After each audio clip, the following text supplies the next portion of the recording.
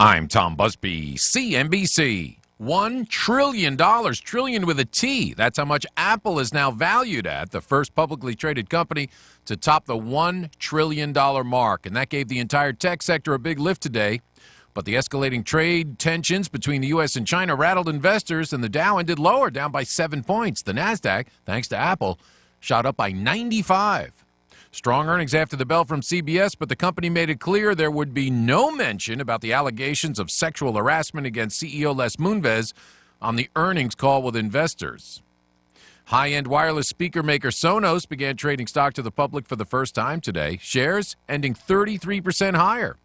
Starbucks striking a deal with Alibaba. It'll start delivering coffee to customers in China. Meantime, some good news for coffee lovers right here at home. Arabica bean prices are the lowest in 9 years right now because of a record crop in Brazil.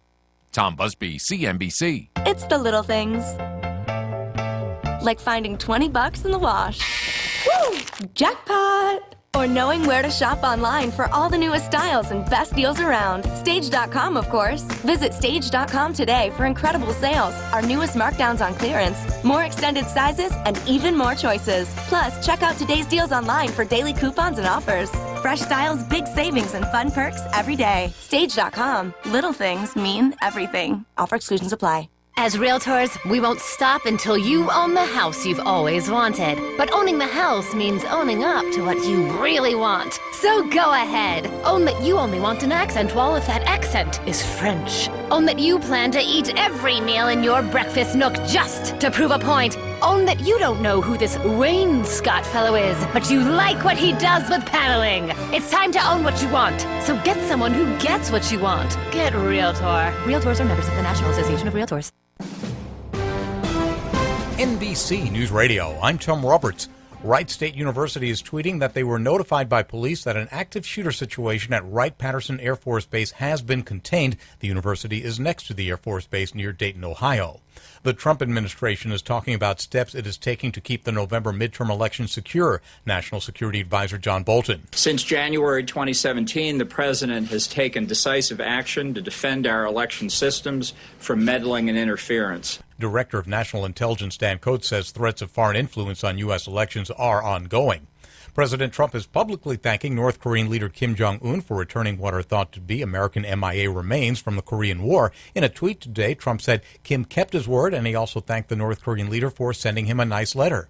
The family of the missing Iowa student who disappeared more than a week ago is setting up a fund they hope will bring her home. The desperate search continues for Molly Tibbetts. Tom Roberts, NBC News Radio. If you're looking for a full or part-time sales position and you have radio, TV, or print media experience, KCAA has a great opportunity waiting for you that pays the highest commissions in the market. KCAA is the only station in the IE that broadcasts on 3 frequencies, so advertisers receive 3 ads for 1 low rate. This makes KCAA a must-buy for every local business. If you're interested in a sales position with us, email CEO@kcaaradio.com.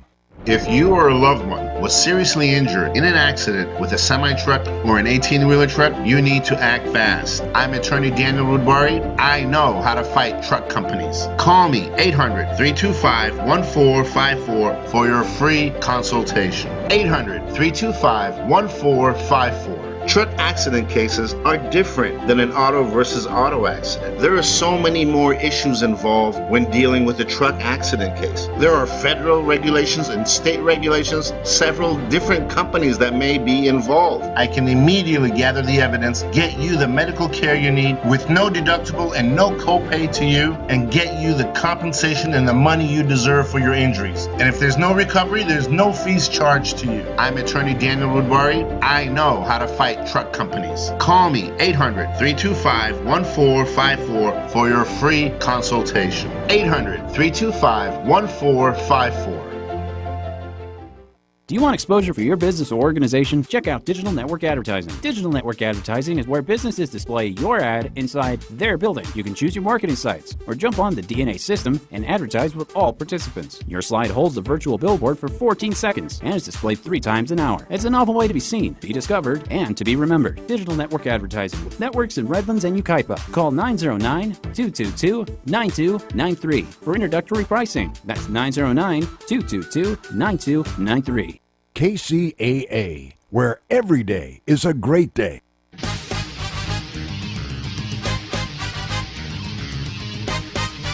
And now, ladies and gentlemen, it's time for the greatest real estate investment show ever.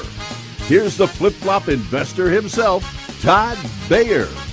Hey everyone, how we doing out there today? This is the Flip Flop Investor Show, and I am your host, Todd Bayer, the Flip Flop Investor himself. Every week, for those of you that don't know, we get together, we talk about real estate investing here in the Inland Empire, and get together with a local expert, or sometimes a local newbie, or tonight, a very special guest. A new person on the show we've never had on the show before, Joanna D'Onofrio. How are you doing today, Joanna? Hi, everyone. I'm doing well. How are you doing, Todd? I'm doing good. Good. I wanted to talk to Joanna today because Joanna rents a property in Highland, and just recently had a really horrible tenant experience. Man, the station's falling apart in here. We got stuff falling down everywhere. Yeah, so we have bad luck's following me this week. Bad luck, man. So hopefully you don't bring the bad luck onto the show. No. I think it's going great so far. I think everybody else out there agrees. Yeah, I think so too. You had a bad tenant experience. So I did. Let's talk a little bit about this. How long have you been renting this place? This particular place I've been renting for going on to my second year. Okay. But so basically about 15 months. I've been renting though for about 8 years. 8 years? Yes, in the renting pool. Okay. So you obviously rent from one of these larger nationwide leasing companies that own a bunch of properties all over California, and you can move from property to property. Well, this is my first time working with this particular property. This is the first time I've had a really good actual leasing agency. Before, I've worked with other smaller, even maybe single owner properties and leasing agencies, but this is my first time working with this particular. Got it. And so I don't want to name names per se, because we don't want to badmouth these folks. I don't want to out anybody, but they're pretty big. Yeah, they're pretty big. And I'm sure a lot of people out there knew who we're probably alluding to, but we just won't say yes or no to anything. We'll just keep it at that. But and what happened isn't necessarily their fault, as in like they didn't cause this on purpose to happen, but you had like a water main break in the wall right outside your right in the main wall of your house. Right in the living room. I came home on a Sunday morning to my whole living room being flooded, not really knowing where it came from, and it turned out it came from a burst pipe in the wall. And so the walls were wet and the floors were wet, and it wasn't so much, of course, that's not anybody's fault. Things just happen. It's more just the fact that it's not being handled correctly after the fact. And that's sort of what brought up in the office this week. A lot of like tenant law, like what are tenants entitled to, and what are we, what's your recourse in this case? Because obviously the water thing broke, and you had to shut your water off, your main water. So for that first night, we didn't have any running water to the house, so that was definitely an unlivable situation at that point. But from there, they did promptly the next day come out as soon as they could to try to fix the leak. But after that, it almost seems like none of the contractors or anybody speaks to each other, because their first worry after fixing the pipe was to drywall it over. Yeah. When there's water damage to the walls that needed to be torn down. Yeah, so because you actually had water leaking into the living room. Yes, it went all the way down my living room. My floors, probably about 30 feet of floor at least had to be taken out. Wow. And the walls have been taken out as well. So yeah, and I saw the picture you showed where they basically cut the bottom 2 feet off of the wall or so. So you just have like these, you can see the wood behind the walls, all the studs. Yeah, it's deemed safe to be around exposed fiberglass and open floor. So they did put up a very small plastic wall. Yeah. For us, so that was very thoughtful of them. That was nice of them. But I think whenever there's water in a house, and whenever water comes in contact with people, it seems that we get this nice mold situation that goes on. And yeah, you're you showed me pictures, and what it looks to be from the pictures. Yeah. There's some black mold growing. There's some blackness on the wall insulation. I don't know what a better word for it would be, but there is black on the walls, and we're really worried about the smell, because we do have fans going that were provided by them, and we've had our windows open and blasting the fans, but the smell will not leave. Yeah, and of course you can't run your air conditioning right now. We were told we are not to run our air conditioner if possible. So for those of you that live in Highland, I'm sure you're enjoying the 104-degree temperatures today. Yeah, about 104 with no air conditioning.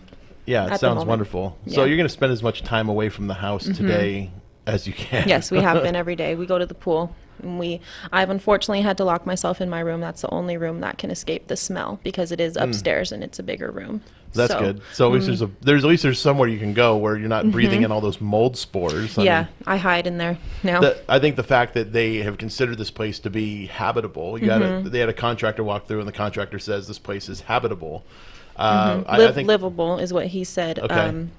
After he took out the floors, I was really concerned because the minute they ripped the flooring out, the actual person that was doing it, he had to run outside because of the smell. He was coughing and choking. And I smelled it even from my bedroom once they ripped the floors out. So I was really concerned. Before they left, I knew I needed to speak with them. So I asked them what they thought. And they said, no, you're fine. Yeah. It's just mildew.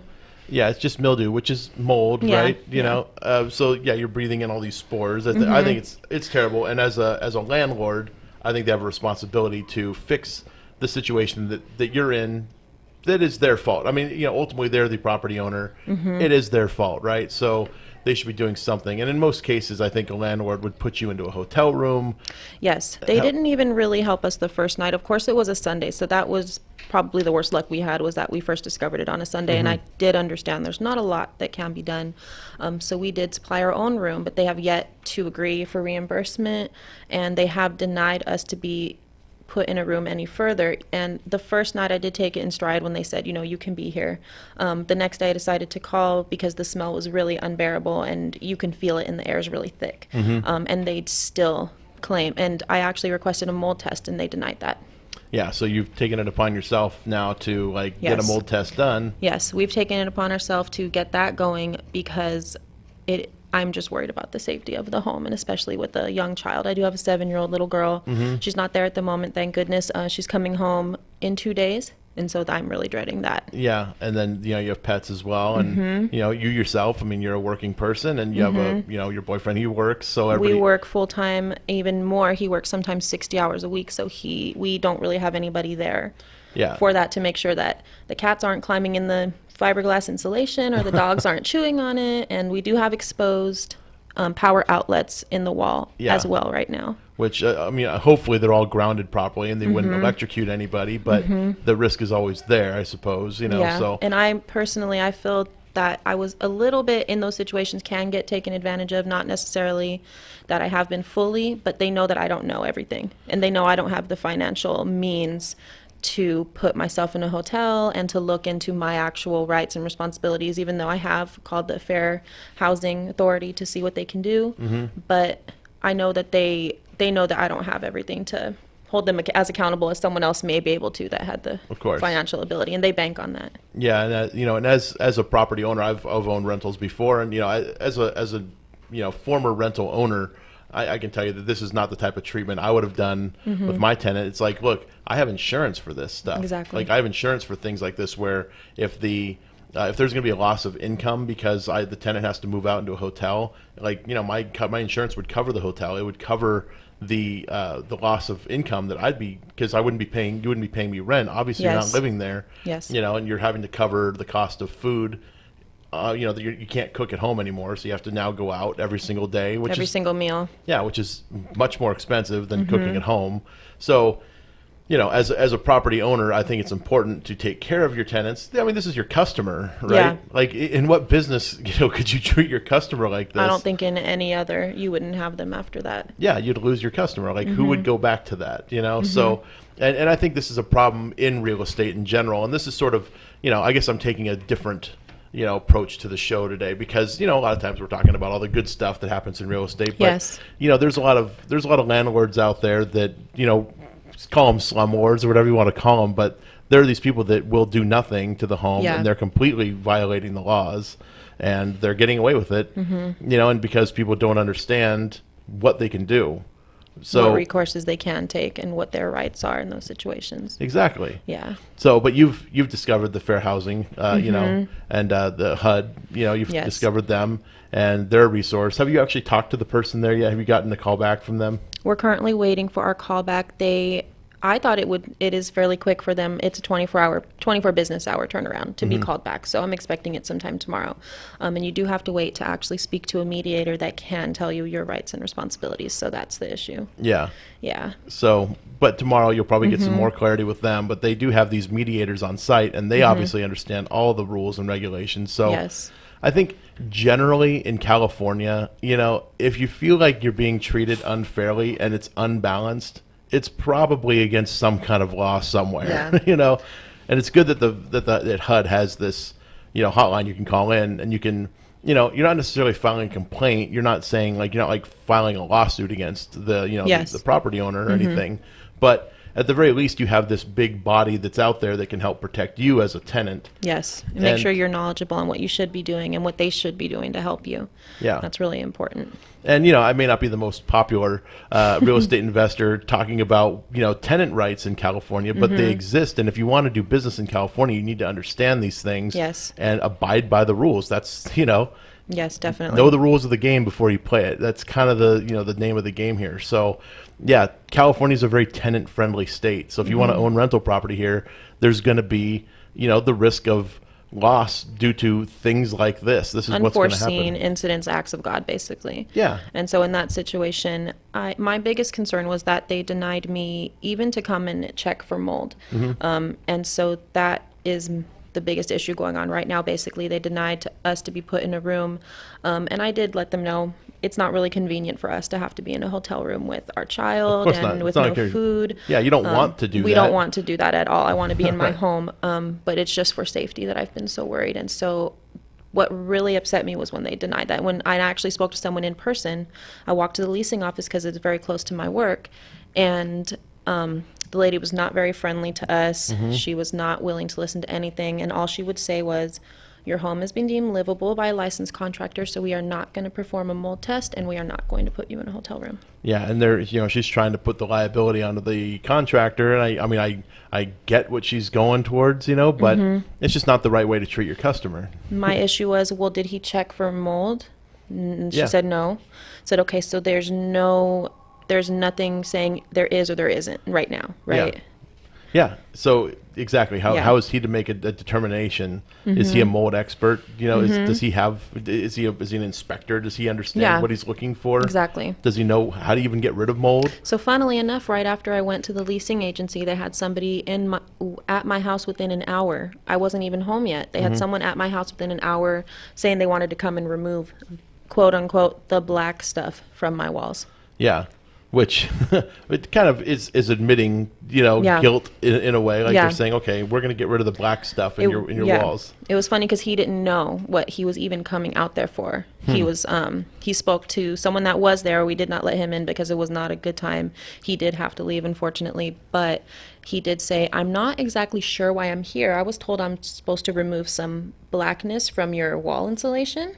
And I said, "Well, do you have a hazmat suit? Or do you have gloves? Yeah. Do you have everything?" This was speaking to him over the phone because I was not there. And I did let him know that at the moment, we are waiting to get our house tested for mold. So I don't know if that's a safe situation for him to go ripping through Yeah. the wall insulation. Yeah, you're looking out for his welfare. Well, it's nice Even that though you're no one's part- looking out for ours. Yeah, or looking out for his either, apparently. Another thing I was thinking about, we ourselves actually do pay insurance on the home. So that's one other thing that has rubbed me wrong with the way our landlords have been treating us, is the fact that we do pay every month to insure the home. So they may have that as a recourse for them to help us as well.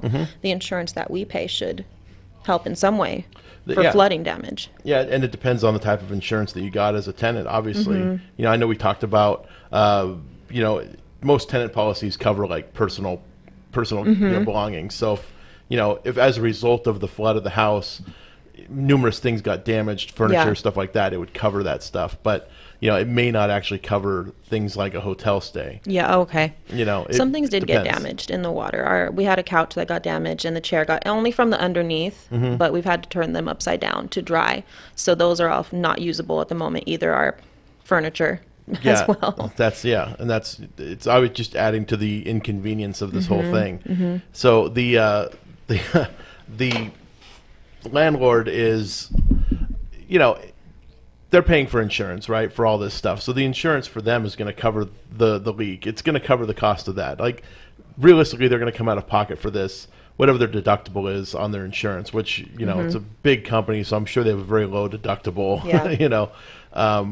so they're going to pay probably, let's just say $500, to cover the cost of the pipe break, all the repairs, all the drywall repair, all the electrical, the insulation, the mold removal, all that's going to get paid for by the insurance company, because this was something that nobody could have predicted. It wasn't anybody's fault. Yeah. Like nobody went in there and caused this to happen. It just did. Exactly. So it's going to be it's funny that they're going to get all this stuff covered, and they're not willing to work with you, at least in some way, because they're going to get compensated for the loss of rents, if there is any, from a result of this, which, you saying I need to stay in a hotel and I need you guys to help cover the cost of food while I'm there, because that's that's obvious. It makes sense to me. Like, I don't understand why a company wouldn't do that just to keep a tenant happy, and because big companies these days are getting smeared with like negative things on Yelp or all the time. Twitter or stuff like that, and you could just easily take to these places and share your experience, and who knows, maybe they'll they've got a Yelp review coming up. Definitely. That's coming, so look out for that. It's like I love when I see tow truck companies that have Yelp Yelp accounts. I'm like, why would they ever have a good review? They will never have a good review except from the property manager. Like, they tow very quickly. Yeah, exactly. It's like, if I was to hire a tow company, I'd want the one with like 1 or like no stars. That's right. One everybody hates. Who has the worst reviews? Let's hire exactly. them. Who has the worst? Yeah. I mean, hey, that's another scam in and of itself. That's another radio. That's another radio show. Yeah, actually, I was working out today at the gym, and a guy his girlfriend's car was getting towed. I got the call as he was there. He was really upset about it. I think he was supposed to be here, right? No, different guy. Oh, we had two towing incidents in front of the gym today. The guy that was going to be here today, he ended up getting a parking ticket because he didn't pay his parking meter. I mean, what do you expect? I mean, it was pretty funny. He deserves it. Yeah. He broke the law. If he would have been planning to be here, he probably would have remembered to put more money in his meter. All these things, it's the universe telling him you shouldn't have ditched out on me. Karma works. It really does. That's fine. He'll be all right. Yes. But so this whole thing is still kind of in process. It's going to get taken care of.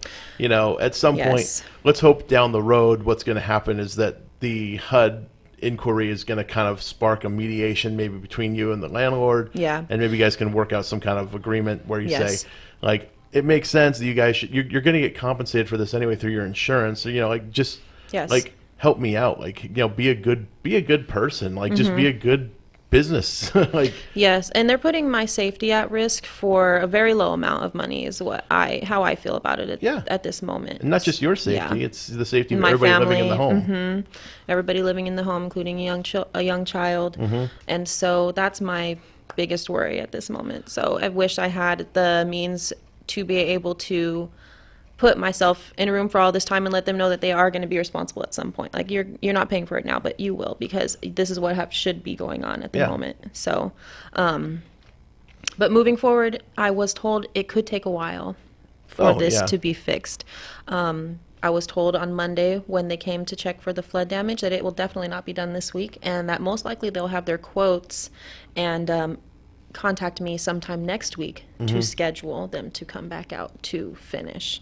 Whereas at this point, nothing's going to happen until I have the house tested for mold. Right. Yeah. And it's, another thing too, is that if the insurance company's involved, it's going to take longer. Like, that's just the nature of insurance companies. Yes. If they were me, if it were my house that I was renting, I would fix it as soon as possible to get the tenant back in the home, because that's where they want to be. Yes. And deal with the insurance, later on. Like, obviously document everything, make sure my contractor, had photos, and that way you can submit it all to the insurance company and say, this is the damage that was done, and we did all the work, knowing that you guys would pay a claim on this. But I would definitely do the work myself first, get you back in the home, because that's where you want to be. Yes. And it's just the best customer service, I think, to do something like that, rather than putting you through all the long duration. I know my own brother had a flood in his condo, and because it's a condo and they have a homeowners association or a condo owners association, and it affected the neighbor below them. Yes. That now the homeowners association insurance kicked in, and that's where the whole thing just spiraled out of control. It took them, I think, 6 months to get a new kitchen. Oh my goodness. You know, dealing with the insurance company, and because it was not just their insurance but also the homeowners insurance, and yeah, it was a big debacle, and it took a long time. That's my worry, is that this is something that is going to take longer than they're saying. Yeah. I had another friend of mine who lived in a house in Riverside, and yeah, the house ended up very similar, actually. It was a burst, but it was in the kitchen. The pipe, it was a pipe that had burst in the kitchen. And yeah, same thing. They ended up having to cut all the walls out, took all the cabinets out. I mean, it was a big, They had to dry everything. Had to dry everything. You know, yeah, they had to go in and do a lot of stuff in that house, but it took, I'd say, a good 2 months, you know, before it was actually wrapped up entirely. Oh my goodness. And maybe that's part of their hesitance, is that we don't want to put them up in a room for a month or 2 months. But I wouldn't insist on that. I'm only insisting on it because of the intense smell. You can almost taste it. It's very thick in the house. Oh, I've been in lots of homes with mold problems. I'm sure. Yeah, it's at least in the starting stages, and then but they've let me know it's just mildew. So just mildew. It's just intense mildew. Just another form of mold. Hurts to breathe in. So. Yeah. Well, that's it's a terrible story. You know, obviously. There are worse things that could happen, to a home. Yes, we're very happy that no one got hurt, and that there wasn't any more damage. The plumber actually did tell me I was very lucky that my whole house didn't flood because of the size of the pipe. Yeah. He said usually it's about a 1/4 inch or something like that, 1/4 inch pipes that burst in those fashions. He said with a 1 inch pipe like this, the whole home could have been filled up within 12 hours, less than that. Yeah, and I've heard of those. You know, people will come home from a vacation or something, and everything's floating in their house. Yes. That could have happened, and you're on a raised foundation, right? We are, and we did have some electrical items that were very close to falling into water. The water was about 1 foot away from reaching the TV. It was near the cable lines, and of course I know those lines are protected, but we have our Wii U, and the tablet was very close to falling off the table into the big puddle of water. We're very lucky that an animal wasn't electrocuted, that they didn't splash any water onto the outlet, anything like that. So everything that did happen, a lot of things went wrong, but it could have been a lot worse. Yeah. So it's good to hear that nobody got hurt. That's that's the important thing, I think. Yeah. At least coming from this, that's the silver lining. Yeah, we have a little bit of a silver lining here. No one got hurt, and it's very good timing that my daughter wasn't there when it happened too, because that would have been made things a lot harder. Yeah, and nobody was home, right? It just sort of nobody just sort of happened, and it happened between the hours of 2 a.m. and 7 a.m. Okay, and nobody was home during 2 and 7? We went out on a Saturday night. We went to Fontana to our friend's house. Okay. And we actually had 2 cars, because me and my fiance drove separately. Okay. So I had another friend. They had left their car at my house. They were getting tired, so we said, okay, why don't you just take Kevin's car home, leave it there, and just drive home. And she was very excited about that. So I asked her if she'd go in and let my dogs out to go to the restroom so we could stay out. You know, I didn't have my daughter, so we were like, okay, it's party time. Exactly. Let's stay out for a little bit. So she agreed to go inside, feed the cats for me, and let the dogs out to go to the bathroom, let them back in. This was about 2, which she went. Okay. And she said everything looked fine, and there's no way that if the water was coming out that she would have missed it, because you could notice it instantly when you walked into the home. So it did have to happen between those hours. Yeah, and you can usually just kind of detect the presence of moisture too. You can. Yeah, I know. I've like I said, I've been in a ton of different homes with a multitude of problems. Mold being one of those ones that's just it's unmistakable. Like, it's always the same. It's very stuffy. It's a very humid feeling, in the house. You can almost feel it. Yeah, you can feel it. You can just sense that there's mold and moisture in the home. Yeah. That's one thing you can smell when you're downstairs, is the moisture. It's a little disturbing. I just lock myself in my room because they've said it's safe, so maybe I should go sleep downstairs. Yeah, maybe. In the living room. Hey, it's safe, right? Yeah, they said it's good. Yeah, I mean, not to say you're always going to get sick from mold, but the risk is there. Yeah. I know there's plenty of people. Most people have mold in their homes. I think there's very few homes I've actually been into that we've done as like a flip where there wasn't some kind of mold present somewhere. Yeah, somewhere throughout the house. Yeah, you're gonna find it most typically in the bathrooms.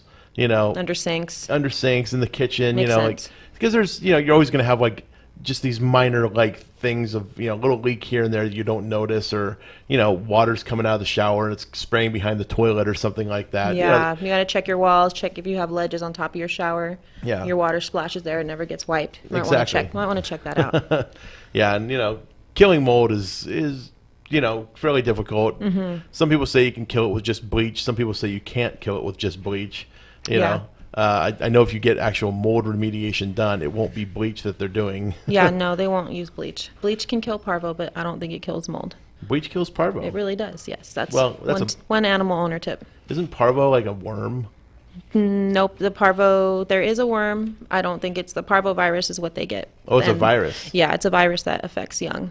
This is So- off topic, but Yeah, young, a little off topic. mostly young animals, but It applies. You know, it hey, does a little bit. you got animals. We and the do, animals we are home. do. So yes, if you take your animals on a walk, if they're little and they haven't been vaccinated, use some bleach on your walkway. Use some bleach on your walkway. Bleach your shoes before you go out, and then rub the bottoms when you come back to eliminate if you have stepped, especially if you take them to a dog park, to make sure that you don't step on any parvo infested. Feces. Yes, from other dogs. That's where they get it from. Interesting. Man, and I don't know why dogs like eating other dogs. You know, They love it. Any kind of any kind of things like that. Crazy. So bleach. There you go. Yeah, we're about helpful tips here too, right? I mean, that's what we All do. sorts of tips.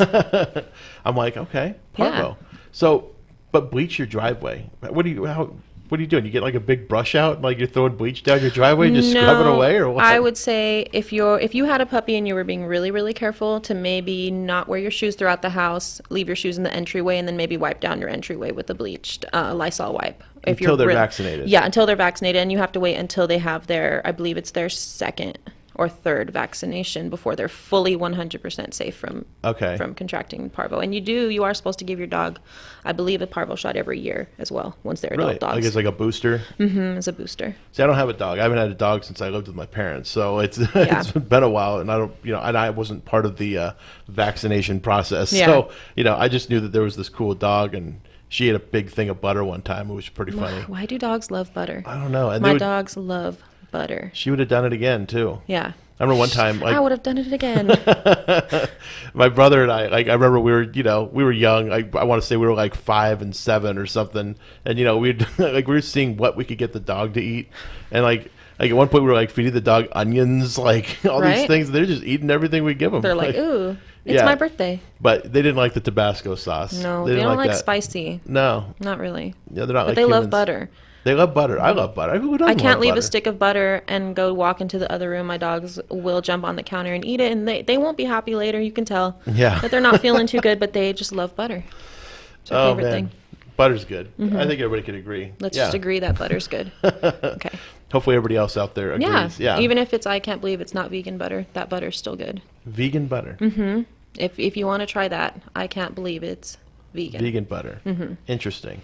Very good. I think I saw a commercial for it. Is that the one with the guy they have they asked Jesus or something if yeah, or I think wasn't he in a field of some sort? I forget the commercial. I don't know. But they had a bunch of others. I can't believe it's vegetarian. I can't believe it's vegan. Something like that.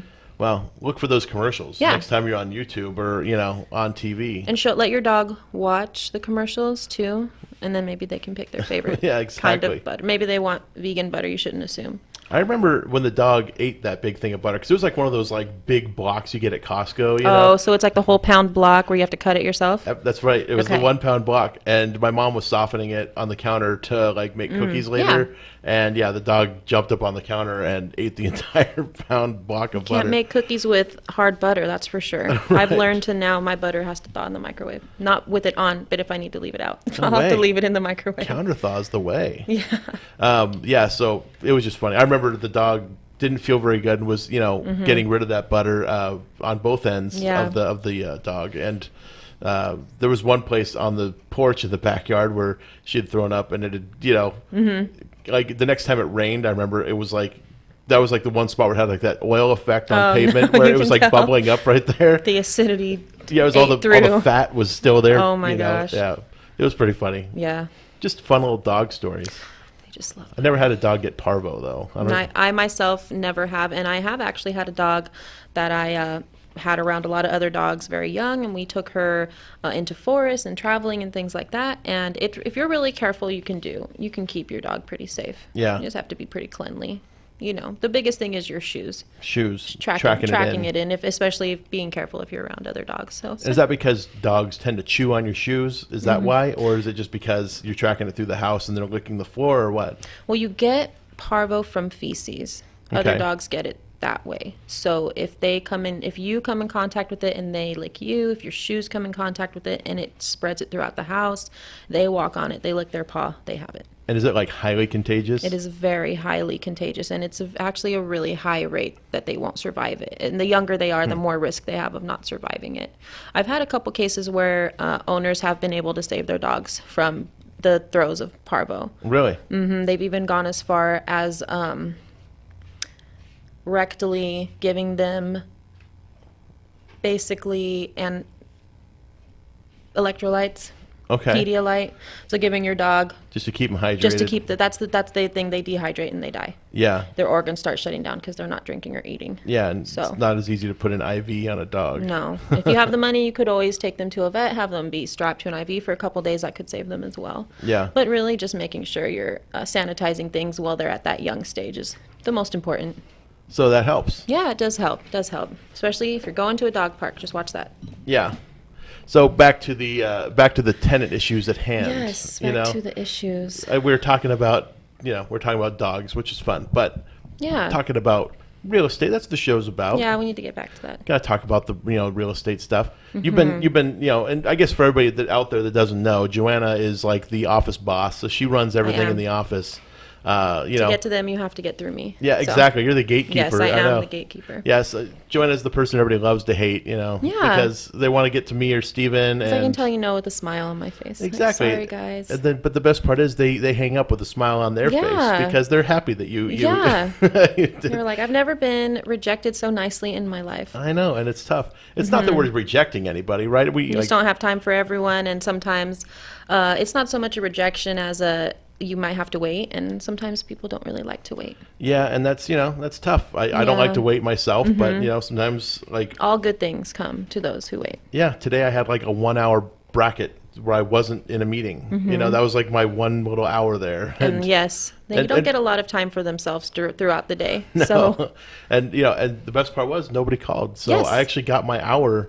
I feel very refreshed. That's good. Like I was able to enjoy my lunch. yeah, you didn't have to eat your lunch standing up or running to your next Right. next meeting. Or so. try to carry a conversation while eating the most sloppy food imaginable. You Yeah. know? Exactly. Yeah. So Joanna, she keeps track of the office and runs everything, and basically, is the office boss. So if she says Yeah. if she tells me or Steven to do something, we have to do it because she's the Because it boss. needs to get done. Needs to get done. Yeah. And so we do. Today I know Steven had to run out and sign a bunch of stuff at an escrow office, and he was trying to he was trying to take the day off today.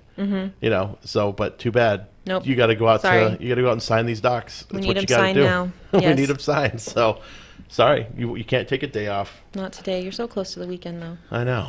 Just one more day. Yeah. One more day. Just one more. That's what some people on their drive home right now are saying. Like, just one more day. We're so close. And for I'm those people, sure you guys may be having issues too. Just know you're not alone. If you're a renter and you're having issues, yeah, we're here. We feel you. And I mean, even as a homeowner, if you're to own a home, these problems happen.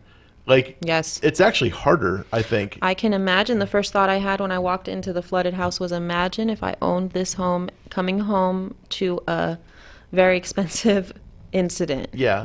So I do appreciate the fact that I do have stresses, but they're probably not as much as someone that may have even owned the home would be stressing. Yeah. And fortunately, I mean, this is the purpose for insurance, right? You pay money each month to this company so that if stuff happens like this, then you're covered. And so if you're a homeowner, the same thing goes. But as a homeowner, everybody has it in their policy that you can stay in a hotel. It's like a thing that's in everybody's policy. Seems pretty standard. Yeah. Yeah. So, That's why I was so shocked that they were very adamant not to want to do that. But I know they're probably just trying to spend as little as they can, and they have their what they probably feel is their safety net is their deemed livable from their licensed contractor. But we'll have someone else come look at that. Yeah, we'll have a real mold specialist come Yes. check it out. Yes, and if there is mold, then there's going to be more of an issue than just getting a reduction in rent. Of course. Because they've put my family in a not safe situation. Mm-hmm. And I've always gone off the just the belief that you should always be super honest and just do things right. So we're not going to withhold any rent from them right now, but we do expect to hold them to their responsibilities in the future. Yes. Yeah. And insurance companies love the word. It's negligence. It is negligence at this point. Was there negligence? By having a contractor sign off on the mold issue, but not actually assessing the mold issue or being qualified to even check the mold issue. Mm-hmm. That's negligence in my opinion. And especially if he did tell me it's not mold when he left. He said no, it's just mildew. So that's them saying that it's not something when they can't know that. Maybe there's somebody in the radio right now yelling at us saying mold is not mildew. I'm gonna set the record straight. Yeah, we should check that. We're going on Google right now. I've always thought that mildew was the beginning stages of a very bad mold. Is mildew mold? Let's see right here. Google says this is on HGTV, one of our favorite stations. We love HGTV. Tons of shows about flipping on there, and for those of you that want to see a real life example of what a real house flip looks like, don't watch HGTV. Come check out the Inland Empire Real Estate Investment Come check us out. Fourth Wednesday of every month. What does it say? Mildew is a surface fungi that can easily be identified as a patch of gray or even white fungus that is lying on the surface of a moist area. Mm-hmm. Mildew is easily treated with a store-bought cleaner and a scrubbing brush. Mold, on the other hand, can be black or green and is often the result of a much larger infestation. So they're saying mold and mildew are two separate things. Mm-hmm. Mildew being a patch of gray or even white fungus. Mm-hmm. But they're saying mold, on the other hand, is black or green. I have all four of those colors on my exposed wall. So you have white, gray, green, and black. I do in one corner, and it was so funny because the contractor actually was worried about some of our beams. He said those beams look rusted, like they could even fall. We may have to replace those. And on inspection of my own, the walls are white and green and black, and it looks to me almost as there might have been a little bit of a leakage going on in the wall for a little while before it fully burst and flooded. So that's not good. It's really not good. Yeah. So. I mean, if HGTV is wrong about mold, I don't want to know what right is. Yeah, I don't want to be right. Yeah, there's a bunch of people, and I'm just reading through all these things, mm-hmm. but yes, it appears that would be mold if it's black or green. So yeah, and I was more when he told me that I did take him at his word, saying you're okay to be here. So I just figured, okay, let's blow the fans, open the windows. Maybe the smell will be gone in a day. Mm-hmm. It has not gone, and it seems to be getting a little bit worse.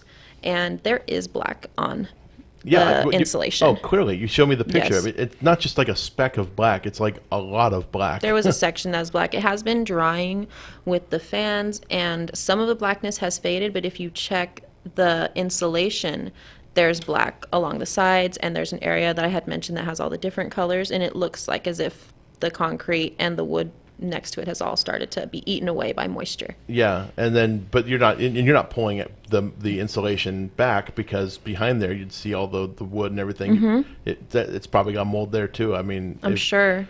It gets everywhere. I mean, mold's a very invasive kind of thing. Yes. So it can get in all kinds of places. Well, right behind the wall where it was leaking was our main water line where we water our grass, mm-hmm. where we would do anything like that if we want to put a sprinkler on. And so we immediately realized that must be the source. So I don't foresee how the other end of the wall cannot be affected. Yeah, I'm sure it is. Yeah. So, yeah. It's, mold's bad. And that house has been having a lot of problems since we moved in. It was vacant actually for about 18 months. So you would think they'd want to help out their tenants that have been the first renters in over a year. Yeah. But the house has had a lot of minor problems. The sliding glass door does not lock. They've come to fix the lock. It keeps breaking. It can't lock.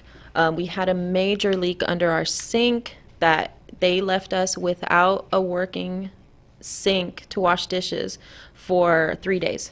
When you first moved in? It was a little bit after, about 2 months after. Okay. And we did, we understand things happen. It's an old house, especially having somebody finally using things after a long time of not using them. Right. But it was my first inkling that, okay, they're not in too big of a rush to help with things when they go down.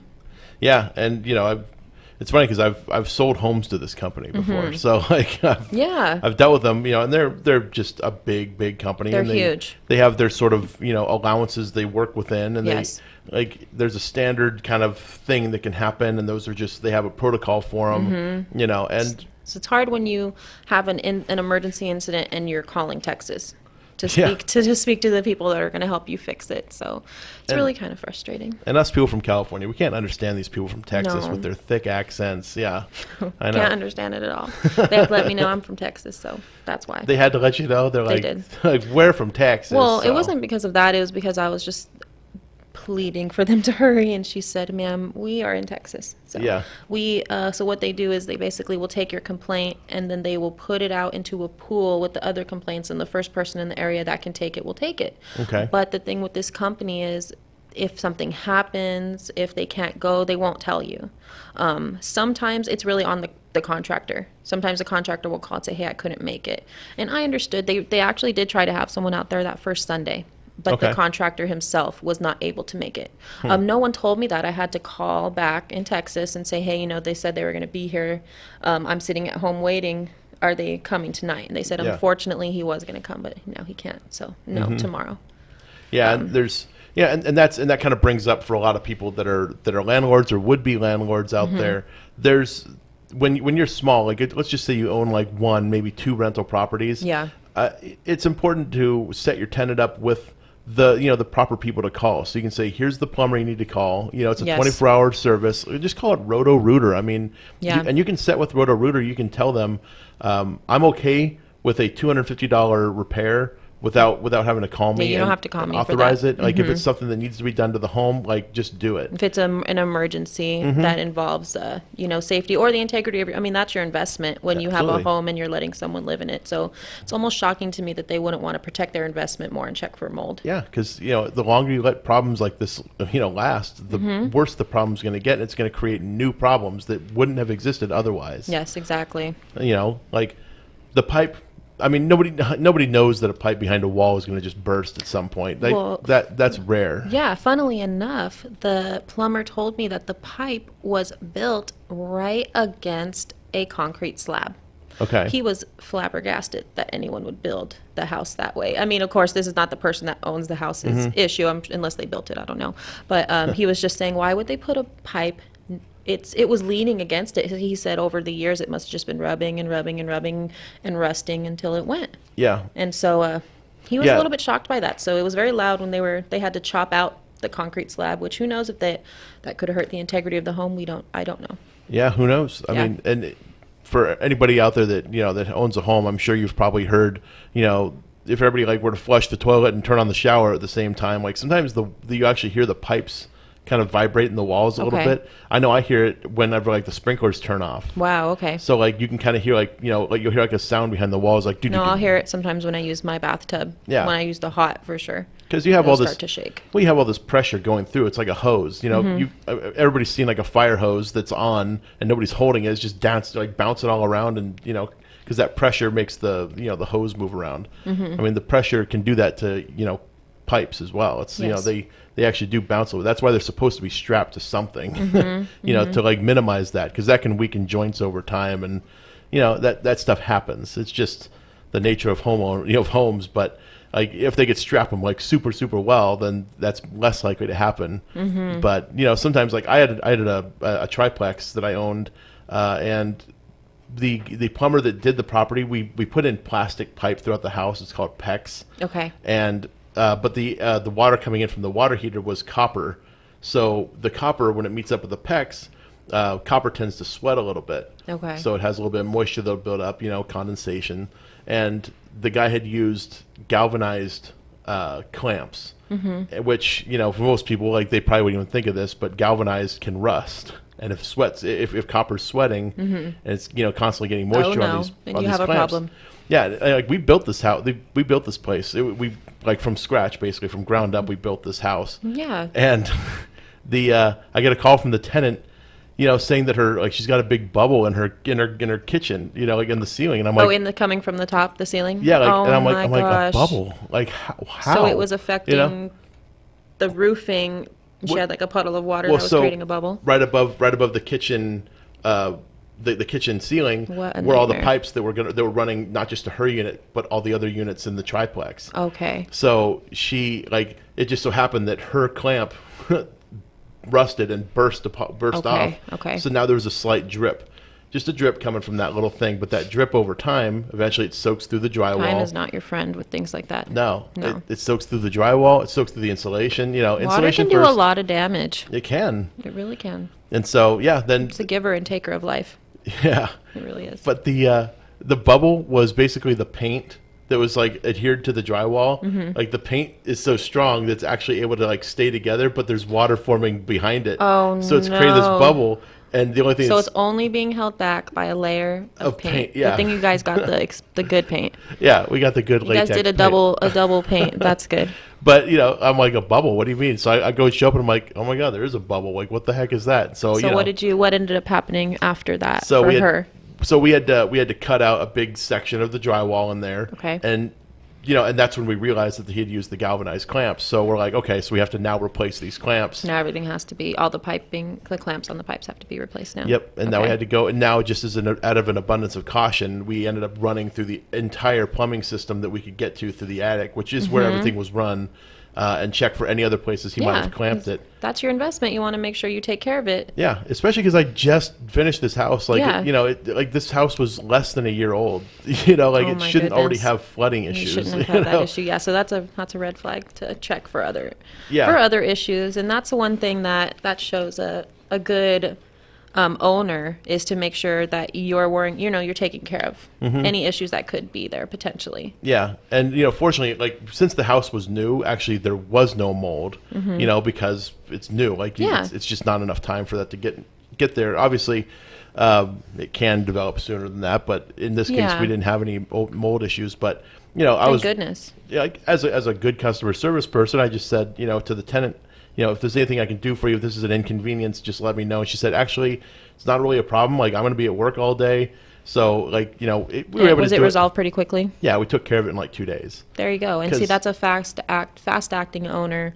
And that's if there was a 2-day situation, things would be way different in my situation. But and that's why sometimes renting from a smaller, more locally centralized yes, landlord has some benefit. it does. Some of these big nationwide companies, they're good for the mass market, and for the most part, you haven't had many issues with the home. The sink was an issue, and this is now. But yeah, they were also one of the people that would work with us for just being able to find a place to move into that we needed a lot of rooms because of my child and different things like that. And so, but working with a smaller owner, I think it would be better because you actually have someone you can call. You have someone you can talk to. Whereas with this, there's nobody that even owns the house. It's just owned by the corporation. Right. So, amongst their many other yeah, homes. Exactly. So, one of their thousands of homes that they own. one of their many, many, many. Look out for my Yelp review. So, don't go there. And working with the smaller local people, sometimes you might be working with a local property manager, and sure, maybe the owner, you'll never actually ever meet the owner. The owner's some guy living on a beach somewhere enjoying his Mai Tais, but the property manager is local, and sometimes they're really crummy local property managers, and sometimes there's some good ones. I've had both of those experiences. In Me my too. last apartment, I don't even think that we signed the second lease when we ended up staying for another year. And then once we went month to month, it was that bad. We signed, but I don't think our co-signer actually ended up signing. They just ran her credit. So we had very little on paper, and thank goodness he didn't do very much to fix maintenance issues, but thank goodness he did give us back our deposit. So that was my biggest worry.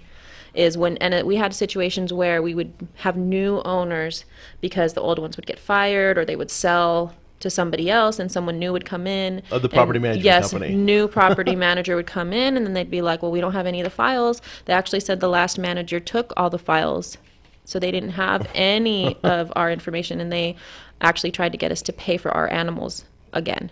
Oh, They said, well, like we you don't didn't have put the deposit down? Yeah, saying we didn't deposit for them and that we weren't paying a pet rent. They were trying to get us to pay another $300 per dog, which I have 2 dogs. Well, that's when you say, like, yeah, and my rent is actually $500 a month, you know? Yeah, so no, that's when you thankfully have your copy. Hold copy on of to the all lease. your copies. As a renter, you need to protect yourself. My advice is always make sure you're in the right and do what you should be doing as far as making sure you always pay your rent. And number 2, keep everything in writing. Keep all your receipts. Just get a folder and keep it in a drawer. If you get anything, just stick it in there because you will never know when you're going to need it. Yeah, and sometimes, you know, like even when it comes, like you just mentioned, like security deposits. Like, yes. You know, that becomes a big point of contention for a lot of like landlords and tenants at the end because, you know, you moved out, but yeah, you wanted to hang some stuff up. You have pictures of your family. You want to make it into a home. Yeah. And landlords should encourage their tenants to make their place into a home because you want them to move in and make it a home because they're going to stay longer. Yeah, and they're going to keep giving you, you know, your property will be making money longer. Yeah, you're trying to get cash flow, right? That was the purpose of this investment in the first place, was I'm going to buy this house and make, you know, X amount of dollars per month. Isn't the purpose of this operation to make money or no? That's what I thought it was, you know, and you know, part of making money is good customer service and all that. But when you're moving out, definitely when you first walk the home, that walk checklist that you go through That's in the so beginning, important. Super important. Make sure you're calling everything out as a tenant. Yes. You know, and same thing with landlords. Make sure you're calling everything out too. Make sure you're showing your renters everything that's there and let them know. And I think it's also really important to let them know what your expectations are for the home. So they were upfront about that. They said, please, if you do put things up on the wall, that's fine. We do ask that you paint over those before you leave. Yeah. We ask that. Patch and paint or something. Yeah, something like that. And they did let us know those certain things. And this was finally the first time that I was smart enough to take my own pictures, to walk through with her, and just let her know other things that I did find, because that's very important. Anything else that happens to the home, they're going to take it out of your deposit, and rightfully so. That's their investment. If they need to fix something, it should come out of that. But just make sure you're not paying for something that was already there. See, I had a good landlord when I was like 21, 22 years old or something. He told me, he said, just don't make it look like a machine gun went off in here. Like when you guys move out, you know, he was like, I want you to hang stuff up. Like, this is your home. Like, I want you to enjoy it. But don't let me find a cockroach infestation, please. Yeah, exactly. Please. He's like, just keep the grass mowed. Like, you know, he was pretty cool about it. Everything was in writing, but like, he was a good landlord. Yeah. You know, he was a good dude. Sometimes you just meet good people. Yeah. And he just, you know, he was getting in on the real estate craze like that. He was like a doctor or something, but yeah, he was good. Yeah. Like, he just, like, he laid out his expectations, and, you know, we laid out ours, and it was just sort of like, it was a very good agreement we had. Yeah. And when it came time to, you know, to end the lease and everything was fine. Like, we walked away. It was, you know, good. I kind of wish I kept his contact information. Yeah. It's hard when it's hard to find good people like that. And that's so important. Yeah. So, we are about out of time. I think we only have about 2 minutes. So I think I'll use the last couple minutes to tell people that are listening, if you want to learn more about real estate investing, or if you want to meet other real estate investors like myself, come on out to the Inland Empire Real Estate Investment Club. We meet on the 4th Wednesday of every month at the Mission Inn. We're back at the Mission Inn. Yay, we love the Mission Inn. I know, we do. It's a great place. It's catty corner to our office, so we love it. So yeah, come to the 4th Wednesday of every month. We'll be having ours this month in August. What is it, the 25th or something like that? I believe so. Whatever the 4th Wednesday is. Yeah, always the 4th, not the last. I know. That's such a, we had an an issue with that 2 months ago. Yeah. So, because, some months have 5 Wednesdays in them. Yes, So if it's you always have the any 4th. questions, feel free to contact me. I can give you all of the information. Exactly. And we are on Instagram. You can find us there too. You can check out the stories from the club meetings. We run those and just see a little bit about what it's about. About what it's all about. Yeah. And, we have a Patreon page. Go to, be our Patreon or beourpatron.com to follow me and Steven's real life, real estate investment experiences. Plus we have the club, lots of content there. Go on meetup.com. That's where we have all the main stuff for the club. Meetup.com. Just look up the Inland Empire Real Estate Investment Club. We're the largest club. We have about 4,000 members, so you can pick us out of the crowd there. And come meet everybody. We don't charge for anything. We don't have any sales or anything like that. No sales whatsoever. Yeah, we're not selling seminars. We're not selling books or mentor programs or anything like Nothing. that. Just a bunch of real investors that are there to help out and get you moving on to your next phase of your business. The yin to your yang. You could find it there. Yeah, absolutely. And so we also have other meetings too. We have a cash flow game, which we had last night. Cash flow. Cash flow was fun. We had a really good time. It's at the Round Table in Highland. It's called the Round Table Clubhouse. Pretty cool spot. Yeah, it's not too far from here. Yeah, that's true. And then we have another one called the Saturday Morning Coffee, which is always the Saturday morning before coffee. We love that one. the fourth Wednesday. But that's all the time we have this week. So tune in next week for the Flip Flop Investor Show. Thank you all for tuning in. We'll see you again next time. Take Bye, care, everyone.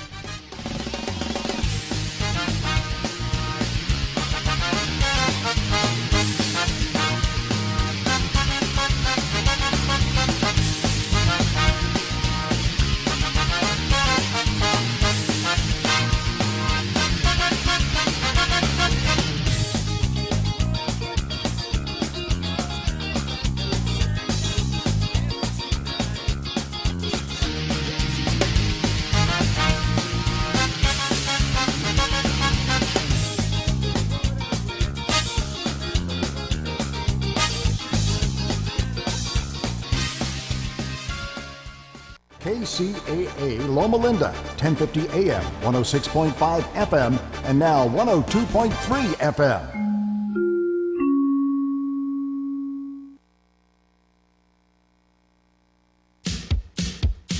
So, you want to be in show business. Do people tell you that you're really funny, you have a great personality, and you should have your own talk show?